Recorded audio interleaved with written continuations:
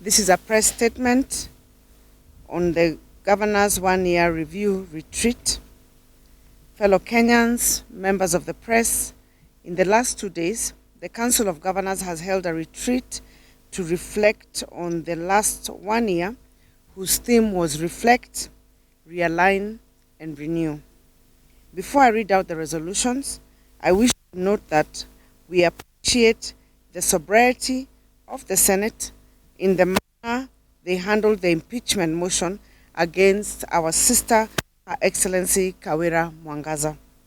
This is a great win for devolution, as the Senate has upheld the threshold for the removal of a governor. Indeed, the Senate has its cardinal responsibility of protecting devolution. Ladies and gentlemen, let me now address you on our resolution. Number 1, that the Parliament expedites the enactment of the impeachment of governors legislation.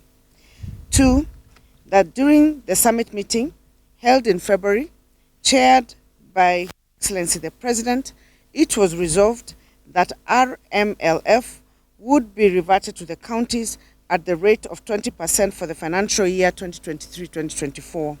It has come to our attention that the National Assembly has appropriated these resources to constituency, which is blatantly against the Constitution.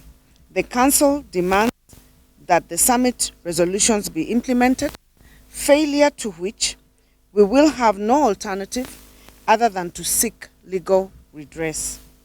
3, that it has come to our attention that the resources for the MES equipment under the Ministry of Health have been reallocated to other components. This goes contrary to the intergovernmental participatory agreements signed between the county governments and the Ministry of Health. We appeal to the national government through the Ministry of Health to reverse this decision. Number 4, that it has come to our attention that the Social Health Insurance Act will favor the private sector facilities at the expense of the public institutions. We therefore appeal that these issues are corrected forthwith in the regulations that are currently being developed. Number 5, that the Council of Governors will follow up with the Executive to expedite implementation of the resolutions made during the summit and IEBC meetings that are still IBEC meetings that are still outstanding. Number 6, that the county governments will advance strategies for conservation of the environment and sustainable use of natural resources, including protection of wildlife migration corridors and the planting of trees in line with the President's 15 billion tree growing initiative. Number 7, that following the amendment of the PFM Act, it has become increasingly difficult for county governments to access conditional allocations due to bureaucratic procedures requiring the signing of specific IPAs to access each of the conditional grants. We request the National Assembly to urgently repeal sections 191A to 191E of the law, and in the interim, allow a 2-year waiver on the same. Number 8, that the allocation of the 200 million by the national government to the remaining 29 counties to be provided through the supplementary budget of financial year 2023-2024 for the implementation of the County Aggregation and Industrial Parks, the KIPES. Number 9, the National Treasury to fast-track the signing of financing agreements for negotiated programs such as KUSUP, to facilitate inclusion in the Additional Allocation Bill of 2023-2024. Number 10, that the Council received a report by IGRTC on the unbundling of the devolved functions that are still outstanding at the national level. It was brought to our attention that approximately for every 1 shilling allocated to the county governments, 70 cents is retained by various MDAs on devolved functions.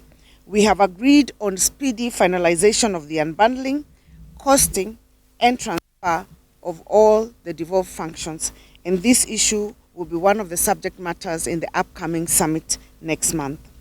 That the Council requests for the reconvening of the El Nino Response and Mitigation Committee to supplement the financing of the interventions being undertaken by the counties in response to the ravaging El Nino rains.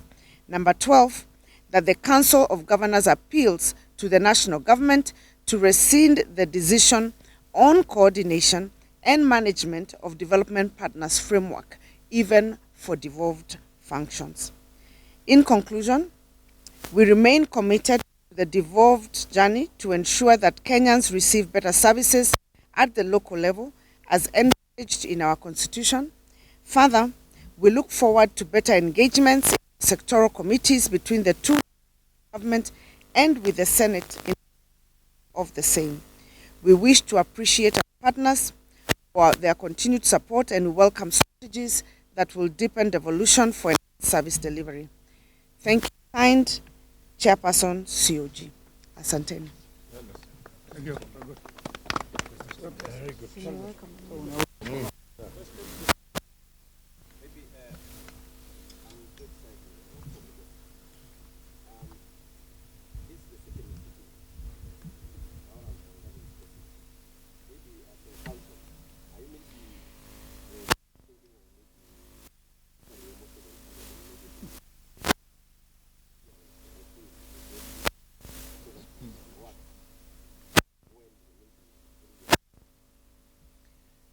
As you have heard, as mentioned, that one of the things I said is that we are requesting Parliament to expedite the law.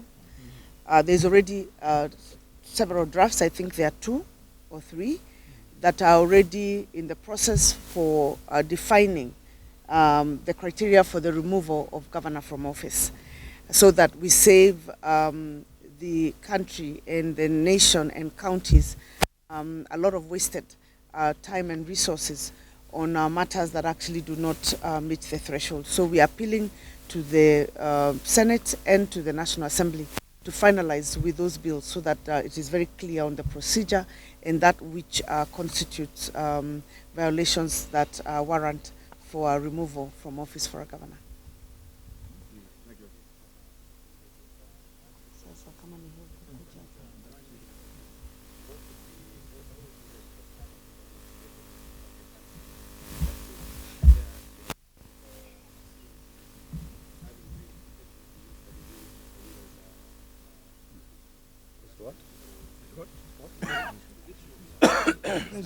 Raise what?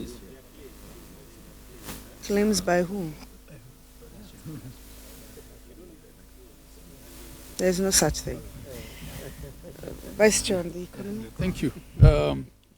Just on the impeachment, as the Chair has said, what we are seeking is legislation that sets the threshold for impeachment of a governor. I think this is very critical, so that we can save the country a lot of this drama in a lot of these counties.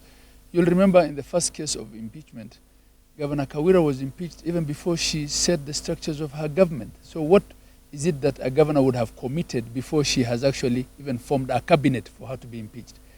You know, we shouldn't be impeaching each other because we don't like each other or because we had a rough battle in the elections. And this is why it's important to set an objective criteria which then establishes a predictable sort of threshold as to what constitutes, an impeachable offense. That's that. On the economy, of course, we appreciate that there are global challenges, and that those also are having an effect on us as a country. Our shilling isn't doing well, and of course that has pervasive effect on a lot of things, the price of fuel, and all these things also affect us as counties, because we also, in our establishment costs, in our operations at county level, as we fuel ambulances, as we do work on the ground, these things have an effect on us. And we, through the IBEC, will work together with the national government to try and see what it is that we need to do, because the question of the cost of living for ordinary Kenyans is a question for all of us. And on these conditional grants, as Chair observed in her resolutions that she read out, these are also things that have an effect on the flow of money in the economy. Because when a legislation inserts clauses that makes it difficult to access money that's already budgeted and appropriated by our county assemblies, by requiring additional agreements with National Treasury on a one-to-one level, by requiring, again, going back to the assembly on every individual conditional grant, it also affects our economy, because this is money that should be available in our counties to do work to improve the economy. So I think we'll leave it at that for now, but we are willing to work with national government to try and see what it is that we need to do. We are also leadership at the executive level. This is our business. We'll try and work with them at the IBEC to try and see what to do. Asante. Just to finalize, would like to take the opportunity to thank our host very much, Governor Patrick Ole Ntutu, for hosting us. We've enjoyed ourselves in the Mara. We have seen firsthand the need for conservation, especially of the wildlife, and we have agreed as a council that we will now be having our meetings in rotational, so that we'll be moving from one county to another, instead of just focusing mostly on just Mombasa and Naivasha. So next time, who knows where we will convene? We could be in Wajir, Garissa, Marsabit, so that also we understand and appreciate the challenges that our colleagues are facing. So thank you. Thank you very much. Well done, Chair. Thank you. That's it. Yeah.